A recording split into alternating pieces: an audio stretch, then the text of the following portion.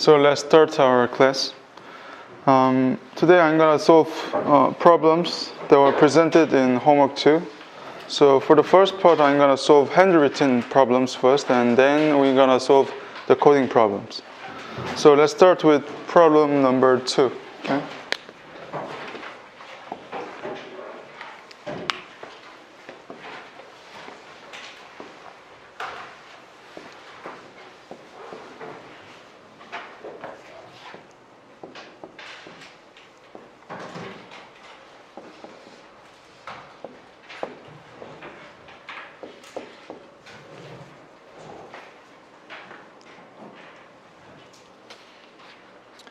So the question of problem 2 is just we want to find the minimum distance of these two vectors, I guess. And this problem can be easily solved when we use the reflection idea. So if we reflect the x2, point x2, with respect to this plane, then we will get y. Like if we say the reflection of x2 and with opponent to this plane is y, and we can find a new z, like over here, new z, where the distance between x1 and y can be minimized.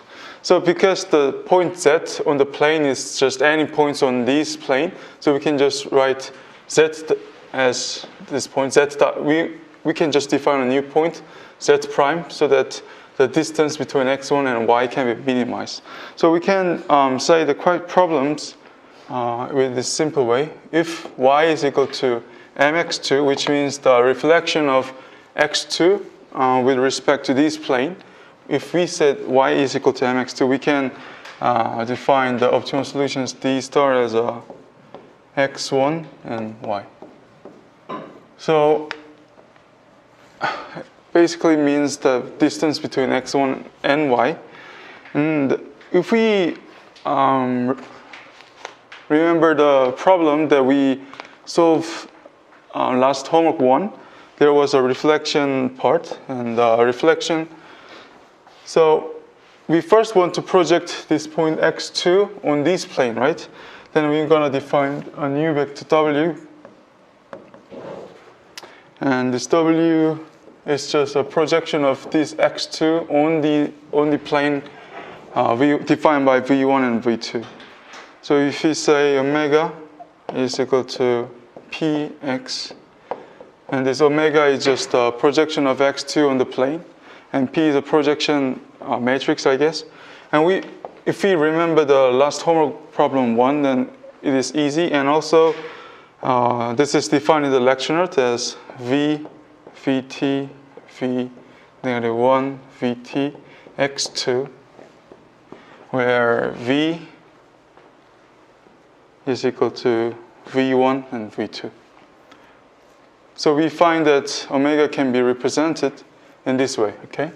And also, as you remember the last lecture, the y, which is the reflection of x2, is equal to 2 omega minus x2, okay? This is because if you go 2 omega and negative of x2, then we reach this y, okay? So y is defined as like this. Then we can write our final equation like 2v, vt, v, negative 1, vt, x2. So we know w is equal to this, and if we just plug in this w value into this equation, then we will get this, okay? Then the optimal solution will be simply x1 minus 2 v, vt,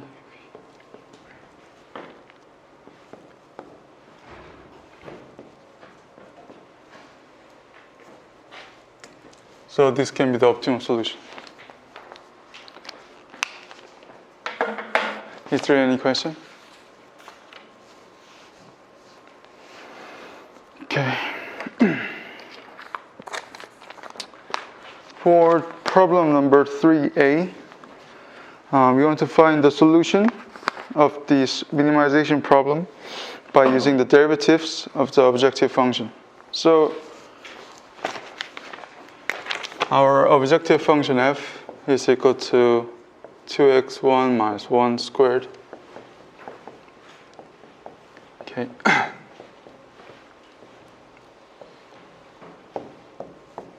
So the problem asks us to use the derivative. So we will do the partial derivative of this f with respect to x1 first. And we get 2 times 2x1.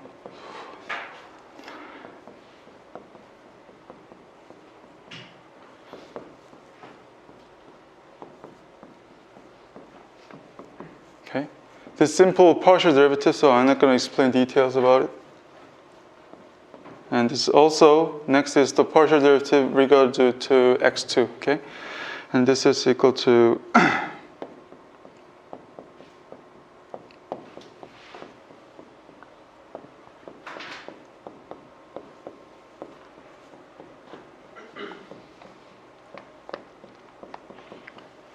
okay. So we use the partial derivative to find these two equations, and these two equations can be rewritten in the form of 10x1 minus 2x2 is equal to 4, and minus 2x1 plus 10x2 is equal to negative 4, okay? And we want to change these two equations in the form of ax is equal to b.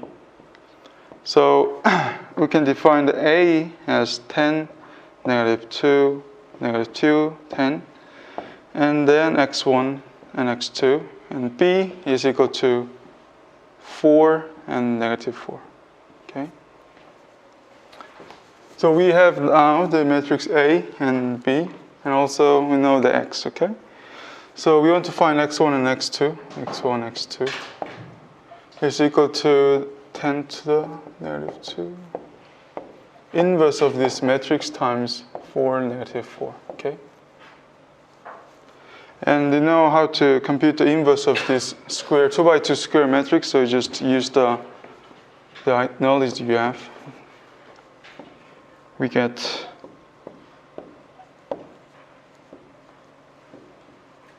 this, okay? Then simple calculation will lead to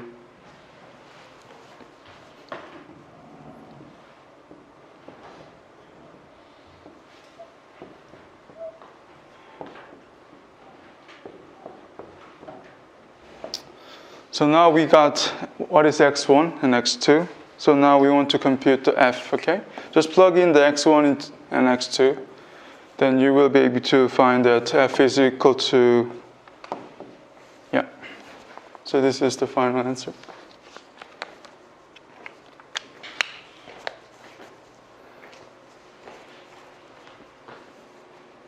Any questions? Okay.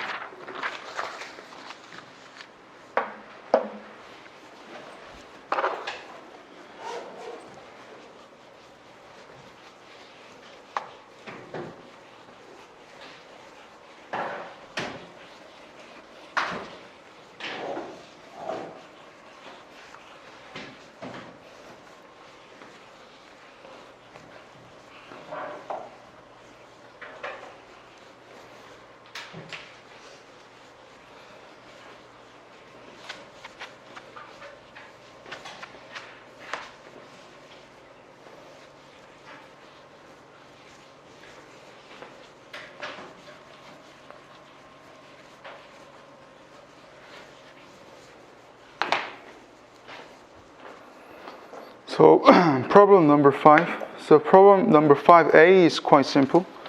If you define the objective function as f is equal to ui c squared.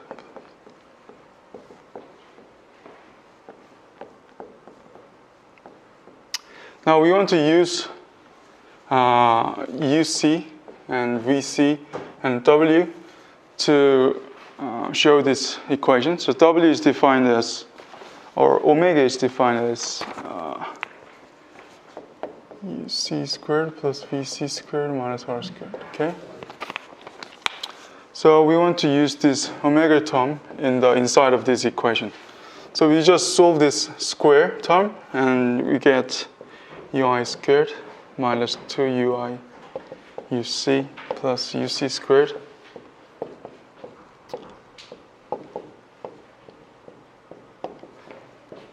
negative R squared, okay? And this will be equal to UI squared plus VI squared plus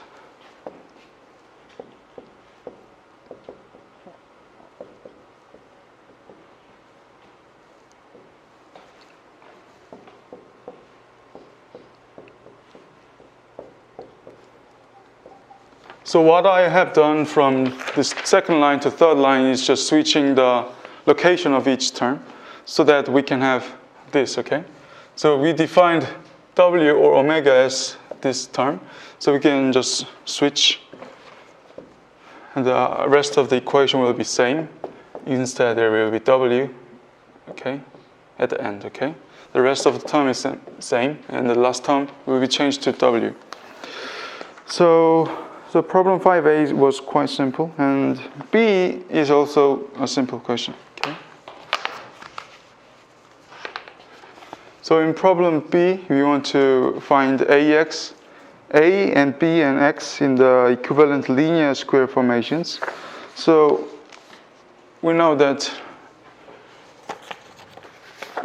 least square formulation is mean of AX minus B, okay?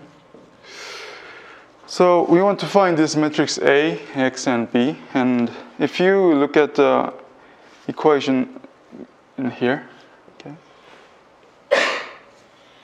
So this is basically equal to W. And then we know the X is defined as UC, VC, and W, as the problem 5a mentioned. You need to use UC, VC, and W as a variable. So if you just do that, and we will get A matrix as here. So we got UC over here, so there's 2UI, minus 2UI, the first term. And for the VC, here, so you got minus 2VI. And lastly W, and you got only one W, so 1, okay? And how about B? Minus, we got this term is basically not relevant to the variables that we defined. So we can just consider this term as a B. Okay. So we now got A, X, and B, okay? However, because we know that I is defined from 1 to m, so we're going to just make it a real matrix. So minus U1, minus 2V1, and 1, and goes to minus 2UM, minus 2VM, and 1, okay? And the X stays the same, UC, VC, W, minus U1 squared plus V1 squared to UM squared plus VM squared, okay? So because I is defined from 1 to m, so we're gonna just write this kind of way, okay? So any questions about problem number 5?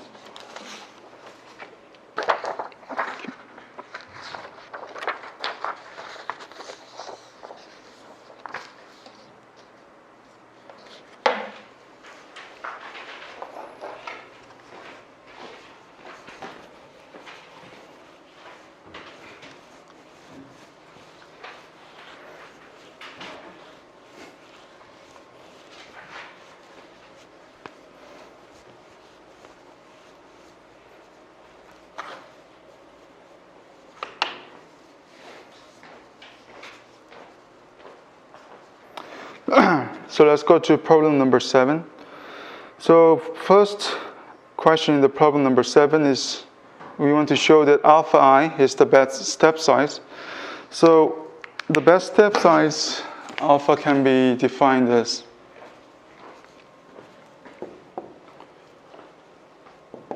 argmin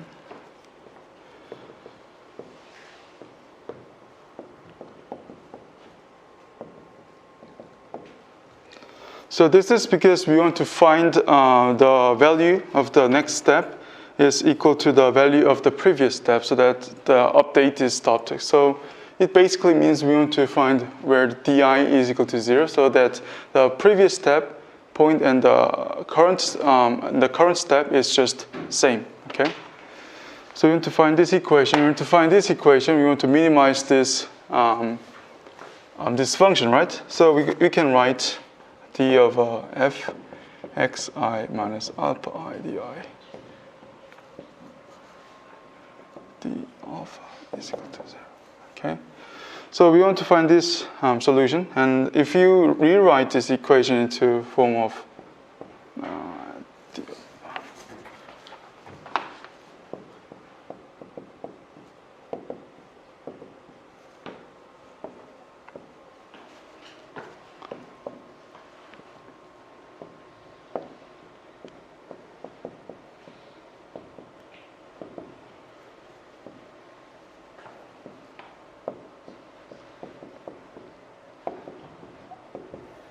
So this equation is equal to this equation due to the chain rule. So if you find the derivative of this equation with respect to alpha, you can get minus di transpose. Okay, this is because the di here is just it's not a constant but a matrix, and the derivative of ax with respect to x is equal to at. Okay. This is mentioned in the lecture note 18, and you don't need to memorize it because we're going to give the table in the lecture note 18 for the exam. So the first term is minus di of a transpose times this term, right? And this term can be rewritten as delta of f of x I plus 1, okay? Because this term is basically equal to x to the I plus 1, okay? So we know this term is delta of fxi plus 1. And the delta of x was defined as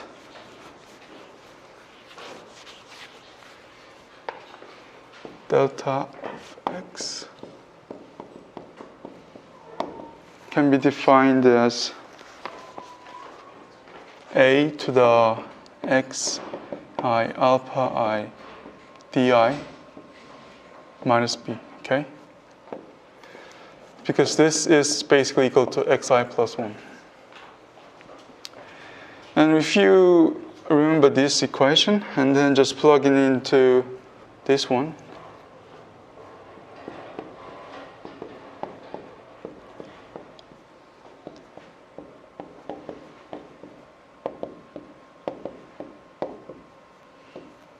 and we get this kind of equation. And then this can be rewritten as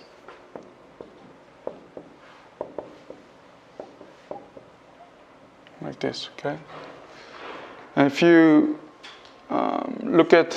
if you change this, the order of the term in this last term, then we can change it to this term, okay? As you can see, this axi minus b, this is equal to just di, right? As a problem defined. So minus dit times di minus a to the alpha I di. Okay.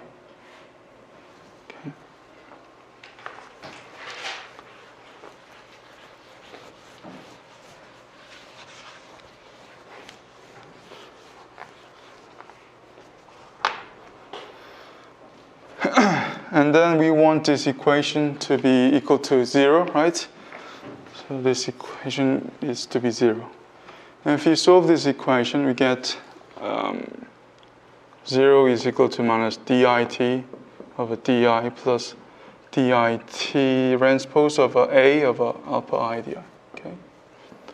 And this equation can be changed as dit of a di alpha I is equal to dit of a di.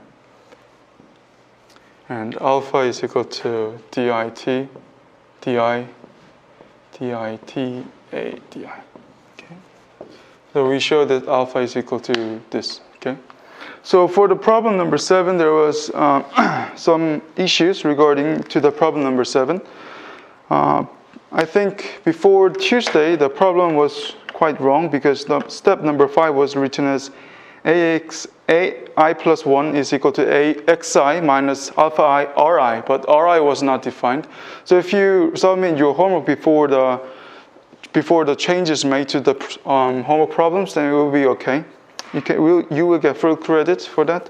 And also there need to be a condition where a is equal to at, but there wasn't before Tuesday. So if you have submitted your homework before Tuesday, then it will be okay if you stuck in the problem number 7. Okay.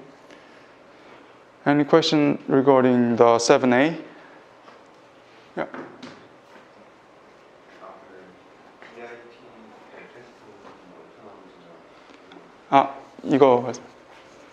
여기서 이제 이거를 체인룰로 이렇게 바꿨지 않습니까? 근데 여기서 이제 이 식을 알파에 대해서 미분하게 되면 이제 사실 di를 그냥 컨스턴트로 생각하면 di가 나와야 되는데 di가 이제 매트릭스라고 생각되니까 이제 di가 매트릭스면 그 렉처 노트 18쪽에 보시면 이제 AX에 대한 미분을 하면 이때 A가 이제 매트릭스라고 가정하면 이제 이게 바로 이제 AT가 나오게 됩니다. 그래서 그걸 이용한 겁니다.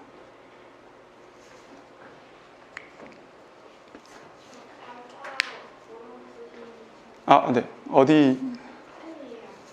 여기요? 그럼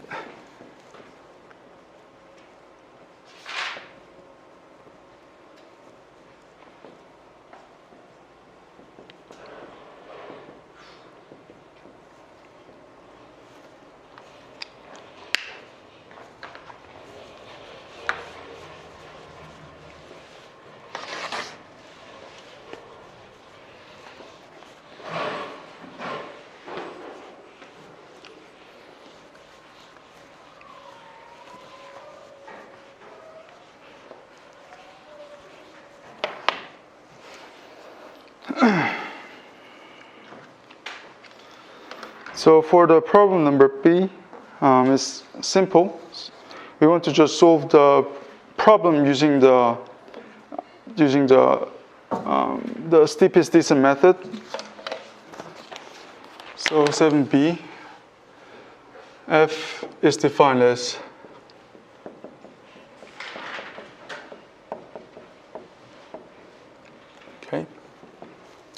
So in order to solve this question very easily, you want to just change this equation into form of xt ax minus btx, okay? So that we can use the above algorithm, steepest descent method, very easily, okay? So if you change this equation into the form of this, we can just write it as x, y, because the x term is just basically x and y here, and you get 2, 0, 0, 2, x, y, okay? And minus of minus 2, 0, x, y. And then there is another term plus 4, but we can just ignore this plus 4 term for the starters. So if you just look at this, the axis will be equal to x and y. And the A matrix will be equal to 2, 0, 0, 2. And B is equal to negative 2 over 0. Okay, so we now get A, X, and B. Okay. So the D0, we want to just find the D0 first, right? So what is D0? D0 is defined as AX0 minus B, okay? And X0 was defined in the problem as 2, 1. So you can just write it as 2, 0, 0, 2, and 2, 1. And the minus upper minus 2, 0, okay?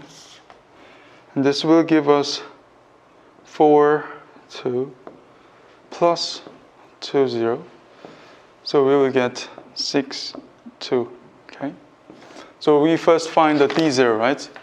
And then we're going to find alpha 0 with the D0. So alpha 0 was defined, alpha I was defined in the problem 7a with the equation that we derived for.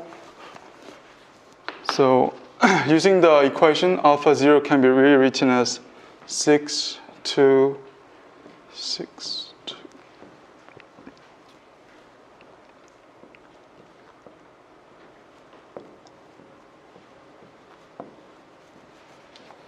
And if you compute this matrix multiplication, we will get 40 over 80, which is 1 over 2, okay? So we find that the best step size alpha 0 will be 1 over 2 in the first step. So x1 can be defined as x0 minus alpha 0 d0.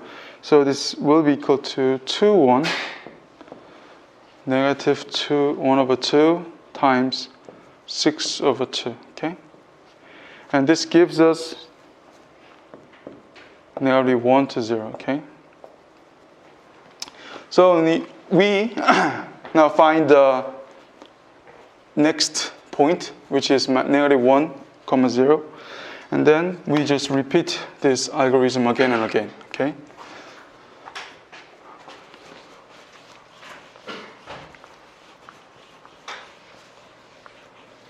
So now we define D1 as AX1 minus B.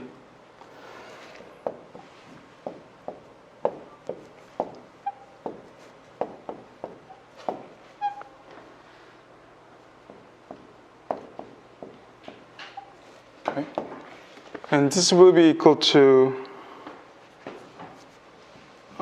negative 2 over 0 minus negative 2, 0. Which gives us 0, 0. So we just specify the condition where D must be 0. So we can stop our steepest descent method. So we just find that x is equal to negative 1, 0. And if you plug in this equation, these terms into here, okay? So we now find that x is equal to negative 1 and y is equal to 0, okay? And then this will gives us, so 1 plus 0, negative 2 plus 4 is equal to 3. So we now found that 7b's answer is just 3. Any questions? So 7b was easily solved when we just redefined our equation in terms of the matrices that we used for the 7a, okay? If there's no question, I'm going to proceed to problem number 8.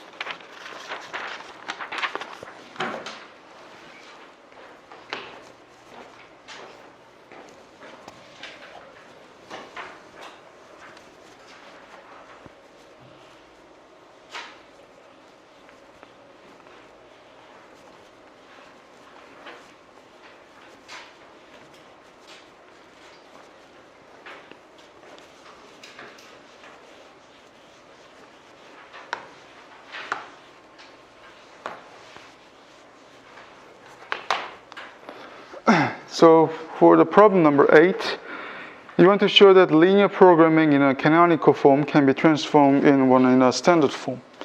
So this problem is quite simple. So problem 8. So the canonical form can be defined as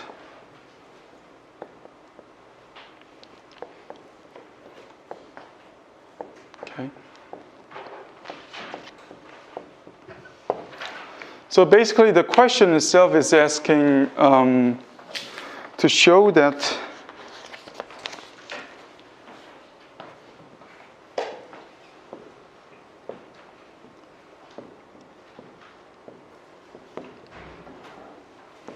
these two conditions is satisfied, okay? We want to show these two conditions are satisfied, okay? So let's start with this term first, okay? So AX is smaller or equal to B, and we can change this equation as AX minus B is smaller or equal to 0. And we will define a new slack variable, which is omega here, and let omega minus omega is equal to AX minus B, okay? If you define minus omega A as AX minus B, and we know that AX minus B is smaller or equal to 0, then we can just find out that W omega is bigger or equal to 0, right? So we just find out omega is bigger or equal to 0. We defined omega as to satisfy this condition. And if you look at this equation, you can just find out B, since negative W is equal to AX minus B, we can change this equation as AX plus omega is equal to B, okay? And as you can see in this example, you can change this A to 1 and X to omega is equal to B. So now we find out these two conditions are met with these AX is smaller or equal to B, and X is bigger or equal to 0. So this problem is just how to define the slack variable omega. So we define the slack variable omega as the negative of AX minus B, so the problem itself was very clear.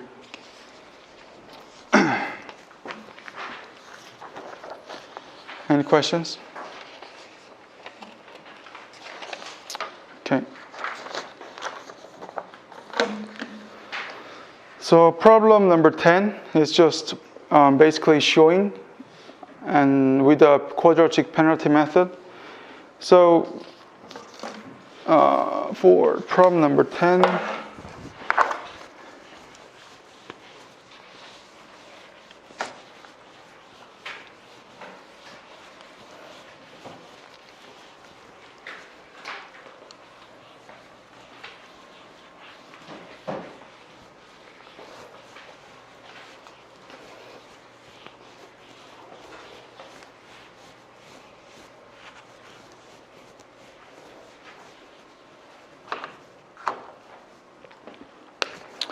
so we want to show that the constraint optimization problem can be transformed to the unconstrained optimization problem using the quadratic penalty method. And the equation, the unconstrained optimization problem is given in the problem itself. So we're going to just show that this unconstrained optimization problem is basically equal to the constrained optimization problem, okay?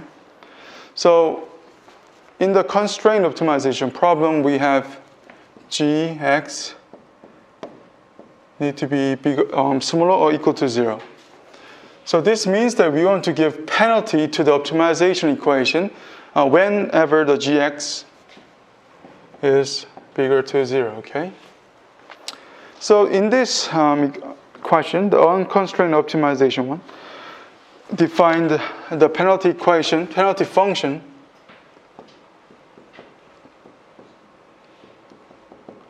as max of 0 gi of x.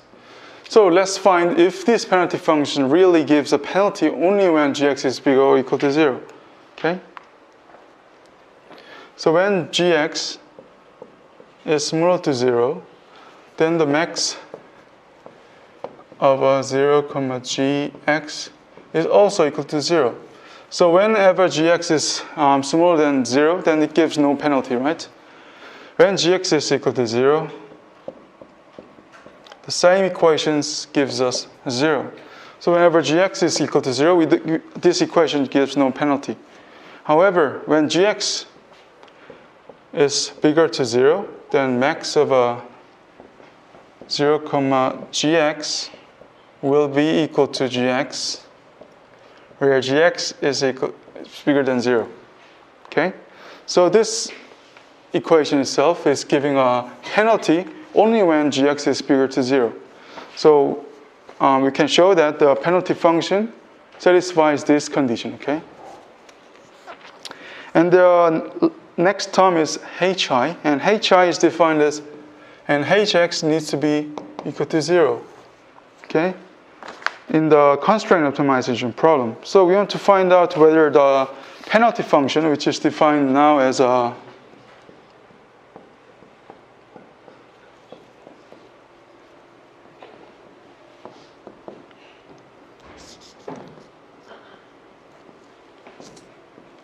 really gives penalty only when gx is not equal to 0. So this is quite simple, right? So when the hx equal to 0, the penalty function is also equal to 0. Okay? However, when hx is not equal to 0, and then of course the pf is also not equal to 0, giving a penalty to the optimization problem itself. Okay? So we now just show that the constraint optimization problem is equal to the unconstrained optimization problem with the penalty functions. Okay? Any questions? So I know the problem 10 is quite tricky because I think there was no mention about the penalty function method or the goal programming in the lecture notes. So do not worry about these kind of questions. This is just only for homework. And also for problem number 10b, and the 10b question was very unclear. So I'm going to explain in my language, but it's okay you to just not understand it because it's quite not important.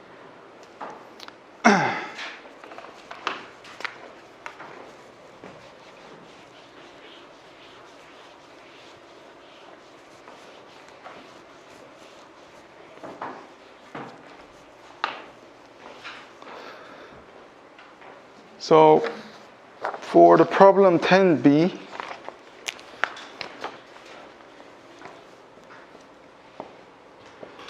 we want to show the minimization of each optimization problem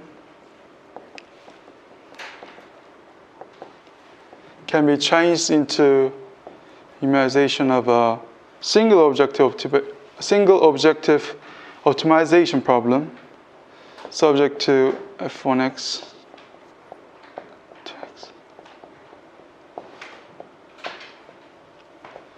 So you need to recognize that we cannot just satisfy all of these optimization problem at once. Okay, so we define a new variable, the goal variable beta over here. Okay, so this goal programming is basically using another variable to find out the best solution so that we can minimize all of these optimization problems. Okay. So in this single objective optimization problem, the below part, so we are looking for the smallest value of beta, right? That satisfies the constraints, which is f1x is smaller or equal to beta, f2x is also smaller or equal to beta. So this means that we want to find a solution x that results in the smallest value among f1x and f2x and then fmx, okay? So this means that we want to find the smallest value among these terms, okay? f1x, fmx, f2x, okay? So that this kind of constraint equation is satisfied, which means that neither, so f1x cannot be bigger than beta, f2x cannot be bigger than beta, right? So each of the objective function needs to be smaller or equal to beta while we are minimizing the beta. So this is basically we want to find the solution x term here so that we can minimize the smallest value among these terms, okay? But we need to ensure that even if we choose x, like if you choose f1x, and this x term minimizes this f1x, but we want to make sure this x term does not make other terms exceed beta, okay? So this means that if you minimize the beta, you are just minimizing the constraint the x can have, which means that this this problem can be redefined when we find the optimal solution X that minimizes the beta and satisfies the constraint. So we have effectively minimized each of optimization function, f1x, f2, fmx. So this is basically, if you want to find x that minimizes one term here, but let's just say that x1 minimizes the f1x. Then the x1 in the other objective function should not exceed beta, right? All other functions, okay? So if you minimize the beta, it means that we are minimizing this constraint over here. So basically, this problem will search for x that can minimize each of the objective functions. So this is basically a simple example of a goal programming that uses another variable to define the multi-objective optimization problem, okay? So however, this goal programming was not in the lecture note in my knowledge, so you don't need to worry about for the exam or something, okay? And also for 10B, I will try to give full credit for the homework problem, so because this question itself was very unclear, okay? Any questions? Okay. So we're gonna go on a coding problem now.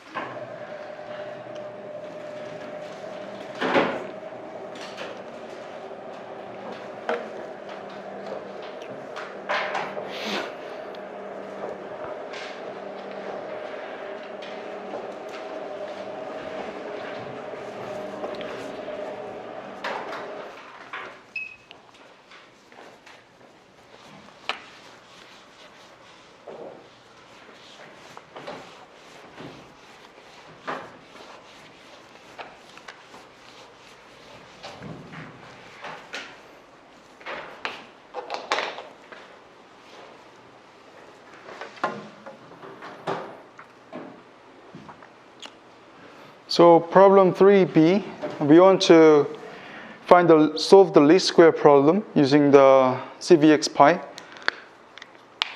So we can start here. Okay, so the minimization problem was 2x1 negative 1 to the squared.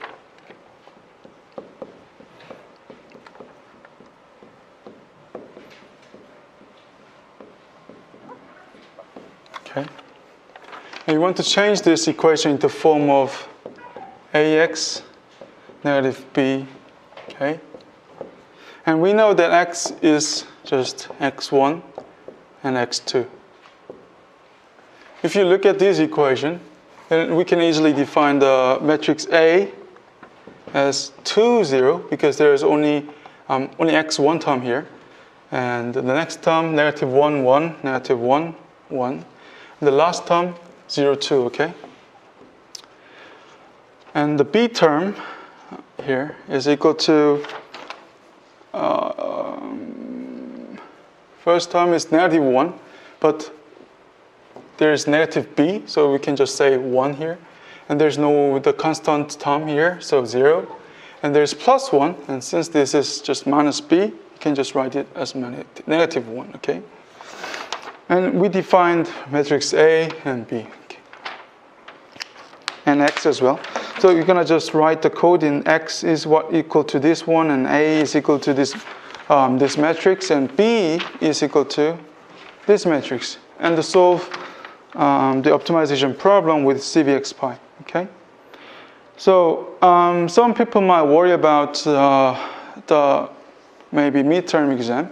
So you don't need to memorize all the functions that is in this CVXPy, because in the midterm exam, the coding part will be open book and open internet. So you don't need to just memorize this whole the functions or something. So you just need to understand what each term means, okay? So I'm not going to just explain the details because it's basically is in the internet. So maybe, is there any question about this code?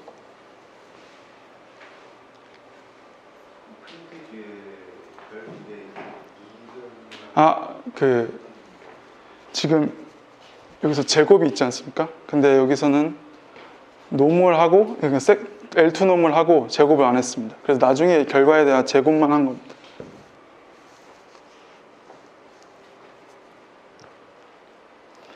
Okay. So in the midterm exam will be composed of two parts. So the first part will be handwritten closed book exam, and the second part will be open book coding exam. Okay. So for the coding exam, this open book, so you can just search internet for this how to use the CVXPy. But I recommend you to just be comfortable with using CVXPy because the time will be very short. Okay. So the answer is this, as we find in the problem 3a. Now let's go to the problem number 9. So problem number 9 is just using the linprog function in the SciPy optimize, okay?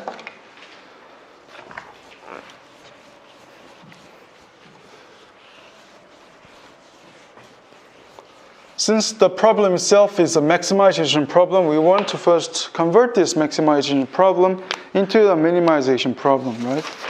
So maximization of x1 plus x2, we want to change this equation into a minimization problem.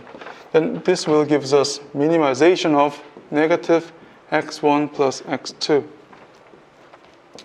And since we know all the constraints given in the problem itself, we can just define the matrix A here and B, okay? So A basically means that there's a constraint equation of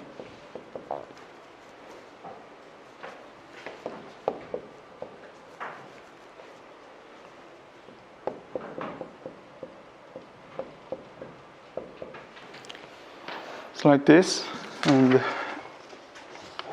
AX.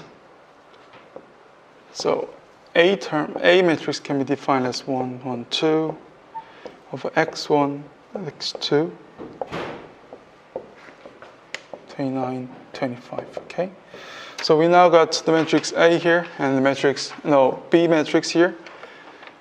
And the boundary of each x1 and x2 term, which is defined as x1 need to be bigger or equal to 2, x2 need to be bigger or equal to 5.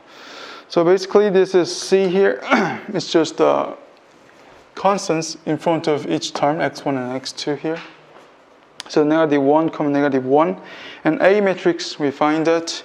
And the B matrix, we have this, okay? And the x1 bounds, the boundary of x1 is bigger or equal to 2. And there's nothing above term, so there's a none, okay? And x2 bounds, which is bigger or equal to 5, okay? And the rest of the coding is just simple. You just plug in the variables that you defined above, okay? Then we will give the final answer, but we need to do the absolute value of the final answer because we just minimize this problem, right? So we just plug into negative term in front of this minimization problem. So we just use the absolute value of this minimization problem, which is 18, okay?